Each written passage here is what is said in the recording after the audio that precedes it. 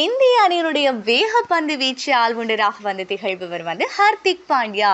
இவர் மும்பை இந்தியன்ஸ் அணியில வந்து சிறப்பாக விளையாடியதன் மூலமாக வந்து சர்வதேச அணியில வந்து இடம் பிடிக்கிறார்.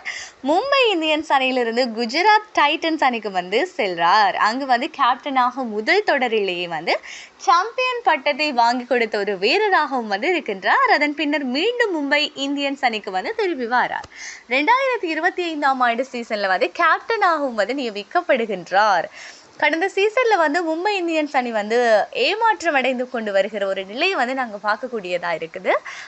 இவருடைய அணியில் உள்ள இனிய வீரர்கள் வந்து இவருக்கு ஒத்துழைப்பு வழங்கவில்லை அப்படின்னு சொல்ற ஒரு விஷயமும் வந்து இப்போ பரவலாக பேசப்பட்டு வந்தது. இருந்த போதிலும் வந்து அவர் தொடர்ந்து வந்து அந்த அணியினுடைய கேப்டனாக தான் வந்து நீடித்தார். இந்த சீசன்ல வந்து மும்பை இந்தியன்ஸ் அணி வந்து ஜொலிக்க முடியாமல் வந்து ஒரு ஏமாற்றமடைந்த அணியாக தான் இருந்தது. வீரர்கள் வந்து அறைகளில் பேசக்கூடிய ரகசியமான தொடர்பாடல்கள் கூட வந்து வெளியாக்கப்பட்டன. இந்த நிலையில வந்து ஹர்திக் பாண்டியா மும்பை இந்தியன்ஸ் அணியிலிருந்து விலகி ராஜஸ்தான் ராயல்ஸ் அணிக்கு வந்து செல்ல விரும்புவதாக வந்து தெரிகிறது. இதற்கு மும்பை இந்தியன்ஸ் அணியும் வந்து தயாராக இருப்பதாக வந்து எங்களுக்கு செய்திகள் வருகிறது. அதே வேளையில வந்து ஜெய்ஸ்வாலை வந்து இழுக்க மும்பை இந்தியன்ஸ் விரும்புகிறது. இது தொடர்பாக ராஜஸ்தான் ராயல்ஸ் அணியிடம் வந்து பேசுறதுக்காக இருக்கிறாங்க.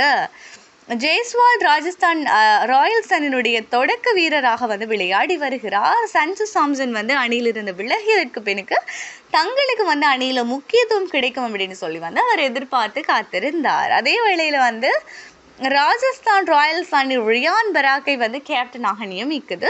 மேலும் சூரியவன்ஷி தொடக்க வீரராக களம் இறங்கி அதிரடி ஆட்டத்தை வந்து வெளிப்படுத்தி ரசிகர்களை வந்து தங்கள் பக்கம் ஈர்த்திருந்தார். இதனால ஜெய்ஸ்வால் மும்பை இந்தியன்ஸ் அணிக்கு வந்து செல்ல விரும்பலாம். இதனால வந்து இந்த டீல் வந்து ஒரு வெற்றிகரமாக முடிவடைய வாய்ப்பு இருக்கிறதாக தெரிய வருகிறது.